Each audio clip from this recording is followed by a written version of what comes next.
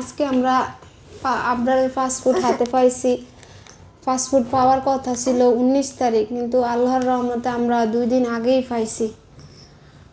আর এই যে পাসপোর্ট করছি এগুলো সব আপনাদের সহযোগিতায়, আমরা 1 টাকাও দিতে পারিনি। আপনাদের প্রতি আমি অনেক কৃতজ্ঞ। আমরা এখন ভিসার আবেদন করব, তারপরে ভিসা পাইলে যাতে আমার আবরারকে নিয়ে বসে থাকা না লাগে। তাই আপনাদের কাছে আমার অনুরোধ, আপনারা আমার আবরারকে সহযোগিতা করতে আপনাদের অবস্থান থেকে যতটুকু পারেন আগায় আসেন। এখনও আরও অনেক টাকার বাকি। আপনারা পায় আমাদেরকে 5 লাখ টাকার মতো সহযোগিতা করছেন এই পর্যন্ত। বাকি টাকা ম্যানেজ না হইলে তো আমার আবরারের চিকিৎসা আমরা দ্রুত করতে পারবো না। ডাক্তার তো বলছে সার্জারিটা দ্রুত করার জন্য। তা আপনারা আপনাদের অবস্থান থেকে যে যতটুকু পারেন আগায় আসেন। আর আমাদের ভিডিওটা একটু শেয়ার করেন, যার সামনে পরে ভিডিওটা একটু শেয়ার করে দিন।